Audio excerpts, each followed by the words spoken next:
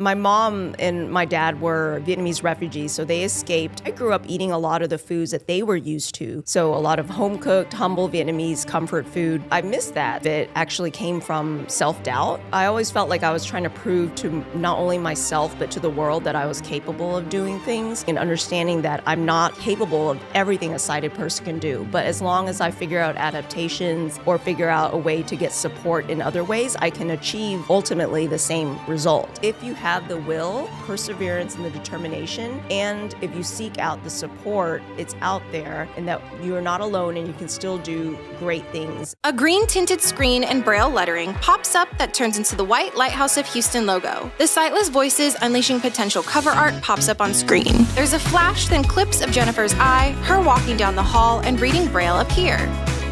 A montage of clips from episodes of the podcast begins with Jennifer talking to our guests and smiling.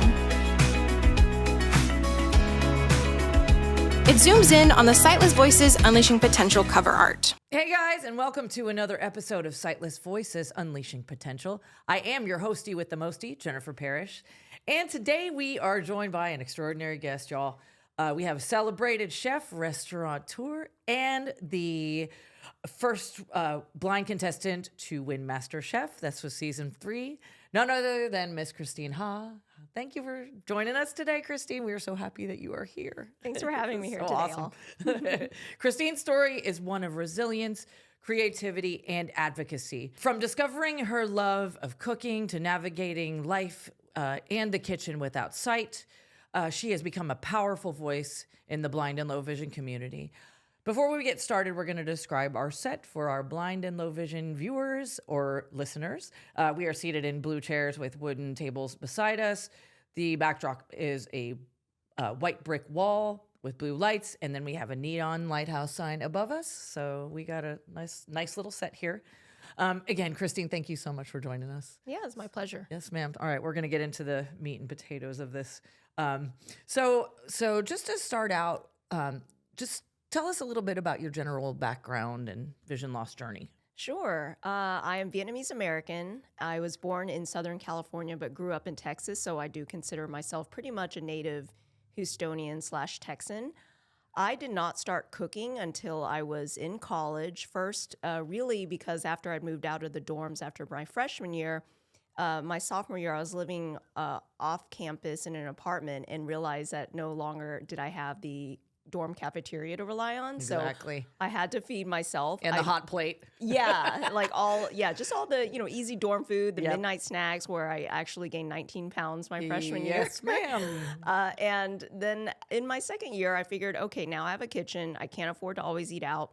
I miss the foods that my mom cooked growing up because she actually passed away when I was 14. So I decided to just get a cookbook then. I did have full vision then, so I would just read recipes and cook through them.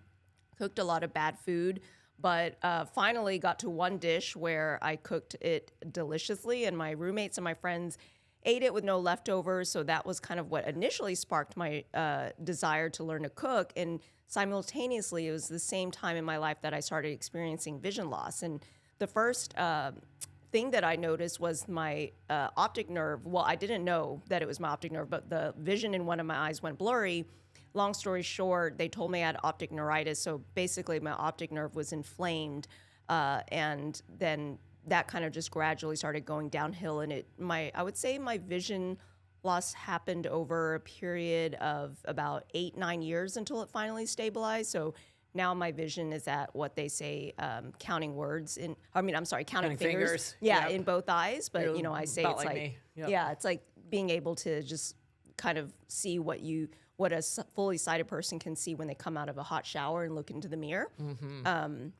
But yeah, so I was diagnosed officially after many years of a misdiagnosis, and originally with MS, but then they finally correctly diagnosed me with neuromyelitis optica, or NMO for short, which is similar to MS. So my overactive immune system attacks my neurological system. So it attacked my optic nerves, and sometimes it does affect my spinal cord as well. But that is how I started losing my vision in my 20s. Wow. Okay, and then you said you grew up Vietnamese American, right? Mm-hmm. So yes. Can you share, a little bit I'm about... still Vietnamese American. I mean, yeah, right, correct, exactly. She got jokes, buddy. She got jokes. Okay.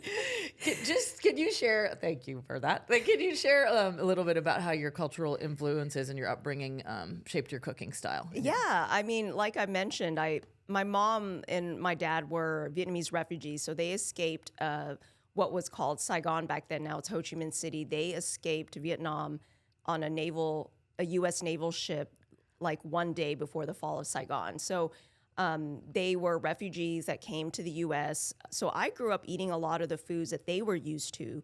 So a lot of home cooked, humble Vietnamese comfort food, and I missed that. So I just really wanted to replicate my mom's dishes because I hadn't been able to eat them after she passed away. And so that's kind of what started my journey on trying to also learn more about my heritage, because growing up, being Vietnamese American, I always felt like I was straddling two different cultures on two different continents, and also kind of straddling two different generations, like trying to, get along with my parents. But at home, I also wasn't ever Vietnamese enough. Like I was only allowed to speak Vietnamese at home. We ate Vietnamese food, which I love, but I was ashamed of it or embarrassed because I would bring those lunches to school and it would be, the smelly fish sauce, the strange, pork belly that people didn't eat back then. Right. And I would always try to trade off my food for the American cheese and bologna sandwiches on white bread. Or the square pizza in the cafeteria. Yeah. So it wasn't until I was a young adult that I started being more curious about my background and my heritage. So that's why I started exploring more Vietnamese cuisine. Absolutely. I want to know what the dish was that you cooked for your roommates that they liked. So the first dish that I cooked successfully was a dish called gà kho gung, which means ginger braised chicken. So Love it. I picked it because it was the shortest list of ingredients and the shortest amount of steps in the cookbook, because I figured after botching many recipes, I said, okay, if I can't successfully make something edible out of this very short and what sounds simple of a recipe, then I'm giving up cooking. I love it. Ooh, that chicken sounds good too. Okay. What were some of the early challenges and then some breakthroughs that you had while you were pursuing cooking professionally? Oh, I mean, I feel like a lot of it actually came from self-doubt. I always felt like I was trying to prove to not only myself, but to the world that I was capable of doing things. But it's about balancing and understanding that I'm not capable of everything a sighted person can do. But as long as I figure out adaptations or figure out a way to get support in other ways, I can achieve ultimately the same result. So I think for me, it was getting over self-doubt, getting over imposter syndrome. But also I think with the outside world, it's just about in uneducated society on how to treat visually impaired people. And I mean, even to this day, I think people who don't have much experience with visually impaired people would come up to me, and if I'm with my spouse John, they would ask him questions that should be directed to me. Oh, that burns me up, man. Can I, take What a is she picture with on? her? And so John is always just she has ears. You can ask her. She's right here. That's awesome. But I think, people don't know how to address or help or be around or act around someone who's visually impaired. So I think those types of societal, I guess, just misunderstandings of what a life is like for someone who's visually impaired. I think that's kind of been a big hurdle too. But for me, I think that's why it's so much more important. And I feel lucky to have been given this platform where, I'm a publicly known person and I can use that to advocate for visually impaired individuals. Absolutely, because so much of it is education. I mean, that's kind of why we do this podcast too, is just to let you guys know, hey, I'm low vision as well, and I'm out here, and you please speak to me directly. Please speak to us directly. She wants you to speak. What does she want? She wants you to speak to us directly. All right. So, what tools, techniques, or kind of mindset shifts helped you in your daily activities after you lost your vision and in the kitchen? Oh, well, I would say I've always been an extremely organized person, so that helped me immediately with losing my vision. And yes, one of my so best helpful. friends always joked that she's like, I think you were meant to lose your vision out of all of us because you are extremely organized. So, yes. But I had to become even more so. So, I mean, it's just about, having certain tools. Like now we're in the day and age, the modern age, where we have smart appliances you can set timers, convert temperatures and measurements using a smart home appliance while you're cooking.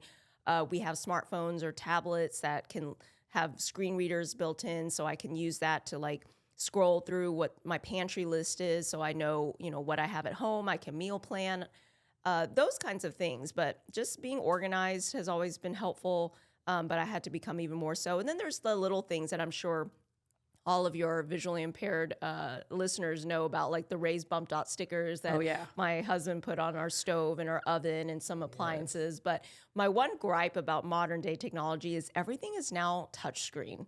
And that's really hard Preach for it, us, sister. for us low vision people. Can't stand because it. Yeah, and these appliances do like 10 million things. So you're like, I just need one thing to be done with this appliance so it's easier for me to understand. But, Exactly. So I wish there was a way to make the design of these certain modern appliances more universal for the visually impaired and other people with disabilities. I absolutely concur, because I feel like I've got to have like the bump dot guy, like my better half and I are about to move and we're like, oh geez, now we got to figure all this out again. Like it's just, right. You get, you're labeled and everything's cool in your house, and then you're moving and you're like, okay, here we go again. All right. So yeah, it's a thing. It's a thing. Techno guys, like, please help us out. Stop with the touchscreen. Some tactile buttons would be fantastic. Yeah. Even my husband, who's fully sighted, says, and we have an electric vehicle, and everything is touchscreen in modern cars. And even he's like, I do miss, and this is probably going to say date our age, but he does say, I miss the tactile feeling of like the AC, knob or the radio knob, or like, because also when you're driving, you don't necessarily want to take your eyes off the road. Exactly. And that's horrifying to me, because I'm like, you guys have this giant computer screen and it literally like looks like a big old monitor. Yes. I'm like, how are you looking at that and looking at like dude in front of you? Like, anyway, my soapbox are 2 cents, but like it makes me nuts. So I totally, it's crazy.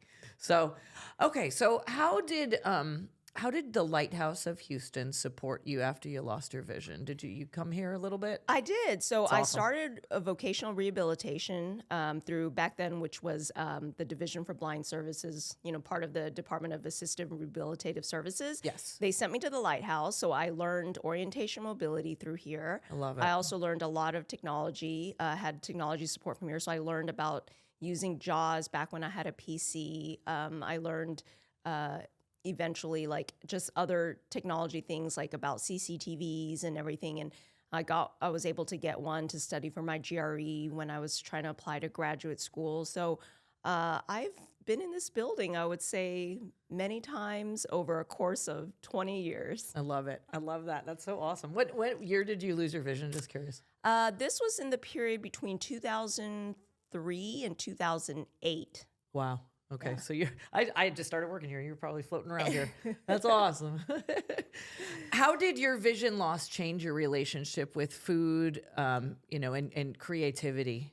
Well, I will say that presentation means much less to me. Yeah. Even though I know it's important. Exactly. Because people who are sighted definitely eat with their eyes first. So I understand that a dish has to look visually appealing. Yeah. But for me, as a consumer, if I'm dining, for me, I don't like fussy dishes. So I do kind of think about quote unquote user experience. And this is because before restaurants, my husband was actually in user experience and development for a web company. So he taught me what user experience means. And so I do think about that, like, is this easy for someone who's visually impaired to eat? So sometimes I think that way, mostly for selfish reasons.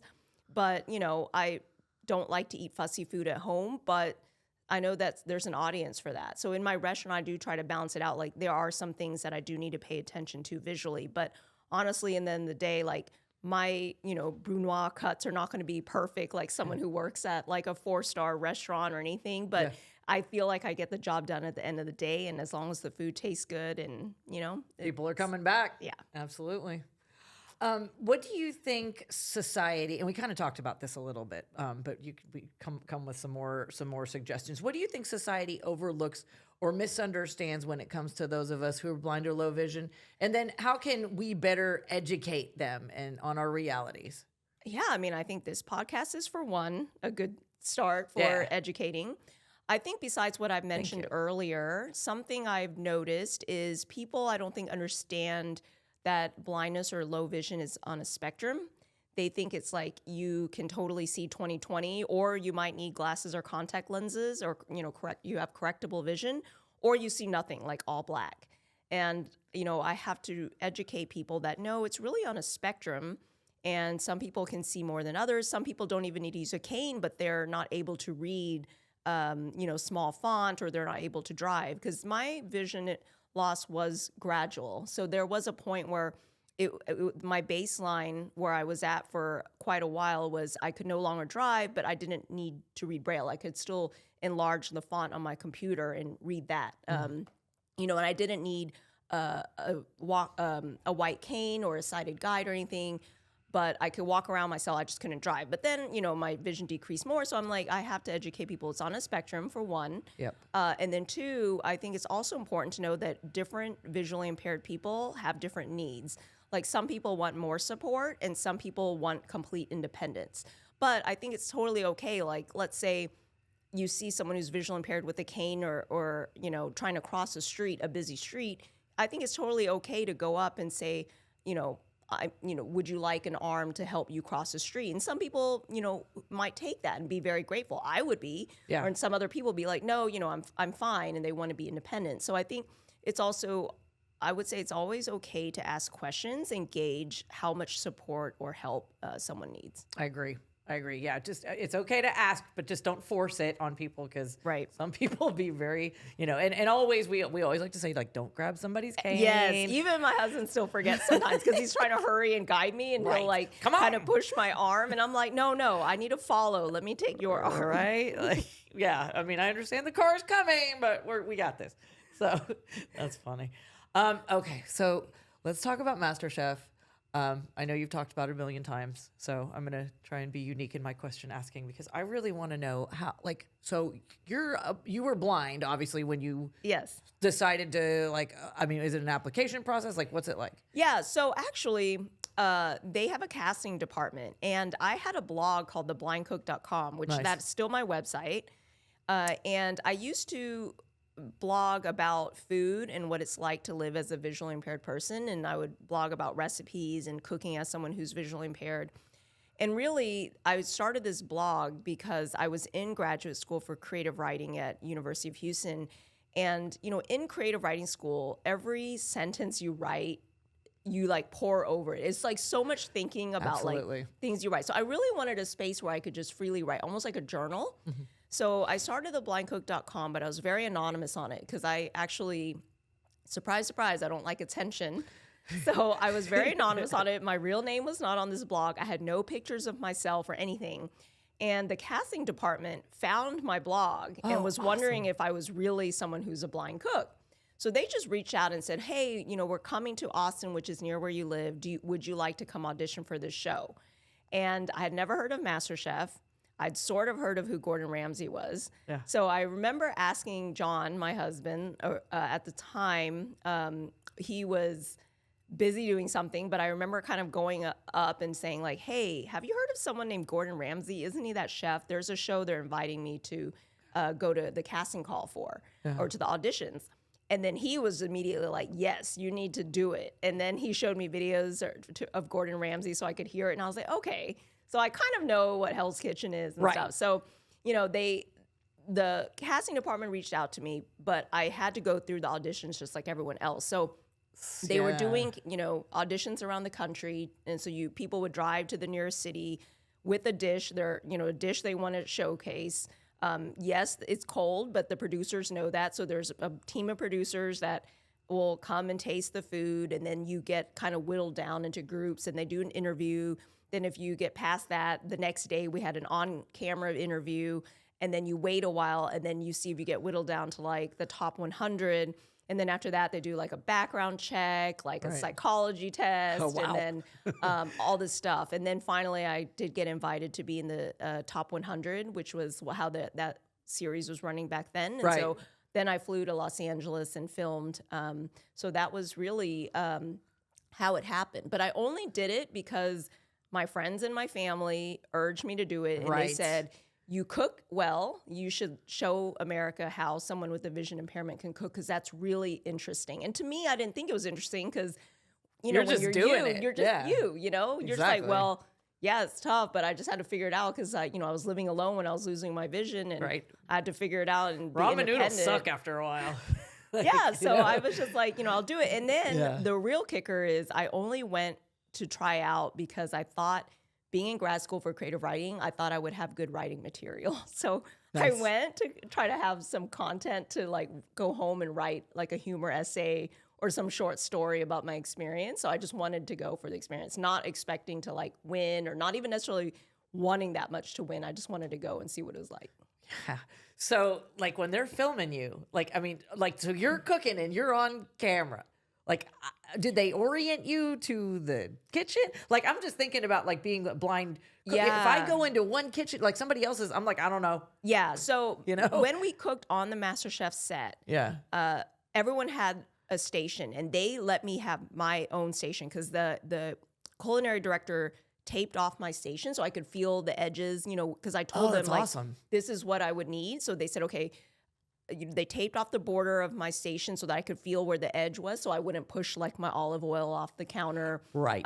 They provided me things like a talking thermometer, a talking scale. Really? Yeah. So they talked, the producers talked to me before coming on the show, like, what sort of things do you use or need to be able to cook on the same level? Mhm. Yeah. And, but they also didn't want to give me an advantage. So they did provide me a cited guide. Was that John or was that someone? No, they hired someone that I didn't know. Oh, cool. Yeah, Okay. so she All had right. to learn to, I think, went to the lighthouse in Los Angeles because she lived in Los Angeles. And I think she went there to learn about how to guide a visually impaired person before they hired her. There's your audition, sister.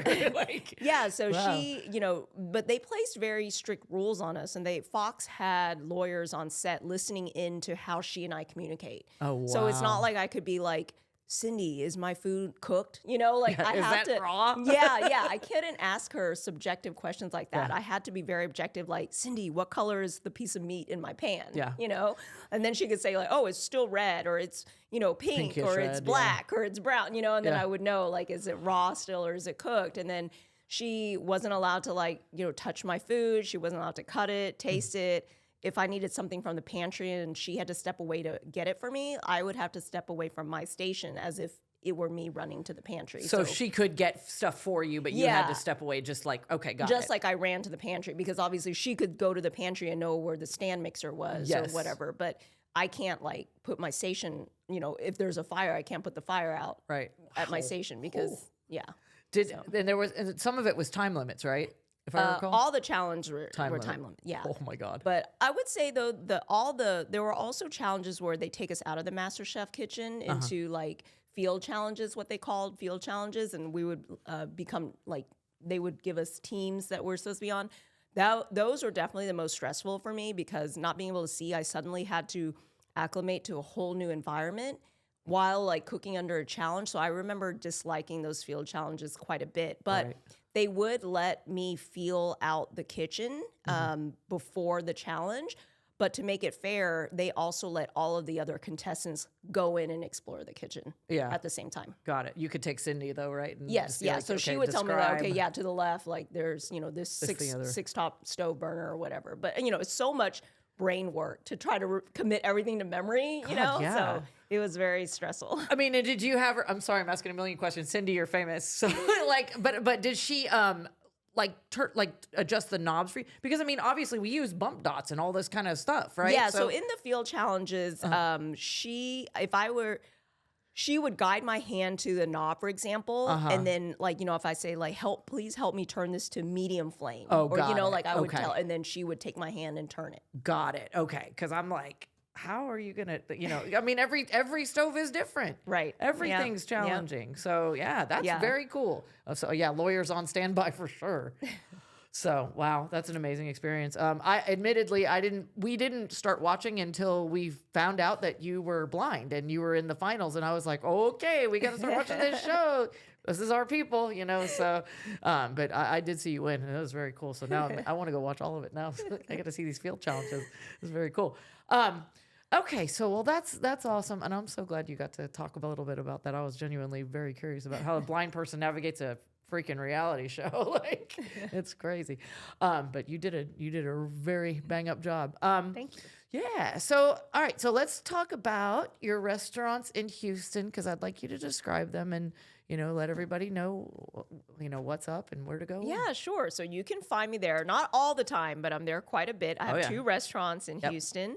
They're both located in Spring Branch, which is slightly west of, the 610 Loop. Not Spring, because a lot of people think we're up in Spring. Yeah, this is the branch. Yeah, Spring Branch.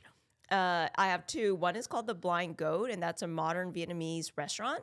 So that takes basically it's my story on a plate. So taking my upbringing as someone who's Vietnamese, but modernizing the dishes and adding other cuisines and flavors into it. Like, because I grew up a Texan, there's a little bit of barbecue. Yeah. Sometimes there's a little bit of Tex-Mex. There's a little bit of Cajun. And that one's a full-scale, sit-down restaurant with a full cocktail bar, wine, beer, everything. Love it. And then in the same parking lot, we have Stuffed Belly, which is pretty different from the Blind Goat. So I would say there, it's kind of like just a fun little sandwich shop. We do smash burgers and other kind of classic Americana sandwiches, but with my own personal twist. So our most popular is our belly burger. So it's 2 all-beef smash patties on a potato bun with pickles, American cheese, caramelized onions, and our stuffed sauce. But then we've got things like the belly melt, which is like a little bit of twist on the patty melt. And then we've got a tuna salad sandwich, because actually that's one of my favorite cold sandwiches to eat, because growing up on road trips from Houston to LA, where my family lived during holidays, I would always beg my parents to stop at a gas station and buy me that tuna salad sandwich. The gas station with tuna salad. The watery mayo and the white bread, but Yay. I loved it. So it's kind of a nod to that. But of course, my tuna salad is much better. I'm sure. And because I was looking at the menu. This is one that I actually had access to on Uber Eats. And I was checking it out today. I was like, oh my God, there's egg salad and tuna salad too. Yeah. Because I bet that is some get down tuna / egg salad. That's awesome. And there's also, what was it? I saw a chopped cheese banh mi. Yeah, that's the special Holy we're running crap. right now. So it's a collab with Blind Goat, between the Blind Goat and Stuffed Belly. So it is a chopped cheese, which for those of you who don't know, in New York, it started in the bodegas up in New York, in Harlem, I believe, where you take ground beef that's normally in a burger, but you chop it up on the griddle with American cheese, kinda. with onions. You serve it on a hoagie roll, and there's tomatoes and shredded lettuce on top. So we do. So our special, we're doing kind of like a chopped cheese twist, where it's also a mashup of Vietnamese banh mi. So I know if you're from Houston, you probably know what a banh mi is, a Vietnamese sandwich. So there's pickled carrot, daikon in it, some Vietnamese herbs, and then a spicy fish sauce, garlic sauce in there. Amazing. Sign me up. I want that right now. Okay. All right. So I think we're out of time. But we're going to wrap up today. And I just want to see if you have any final pieces of advice for anyone that's lost their vision when it comes to pursuing your dreams. I think, I don't want to not acknowledge that it's tough, because I think that's a very human emotion to experience. You're basically experiencing grief when you're losing your vision. Yes. So you go through those similar motions and emotions. So I think it's okay to process that. It takes a while, because, I was very sad when I started losing my vision. I was never angry, and I never really questioned why, but I was just like, what do I do? How do I deal with this? So I think those motions and emotions are totally fine. But I think at some point, and even just knowing my story and many other people who are visual impaired that have done amazing things, knowing that if you have the will and the, the perseverance and the determination, and if you seek out the support, it's out there, and that you're not alone and you can still do great things. And you may not achieve the same life goal, but you can still, you might just have to figure out a different way to achieve that life goal, if that makes sense. That absolutely makes sense. Just do it different. Yeah. Just do it a little different, and we can still get it done. You are a shining example of that. So to our listeners, we hope Christine's story is encouraging for you to pursue your passions. You can find more episodes of our podcast here, Sightless Voices Unleashing Potential, on our YouTube channel or wherever you get your podcasts. Be sure to follow us on social media for updates and visit our website, HoustonLighthouse.org. If you want to learn about all the kind of cool stuff and cool events we have coming up, we have a lot of them, so y'all check us out. Until next time, this is Sightless Voices Unleashing Potential. Stay bold, stay curious, and continue to break those barriers. Thanks, guys.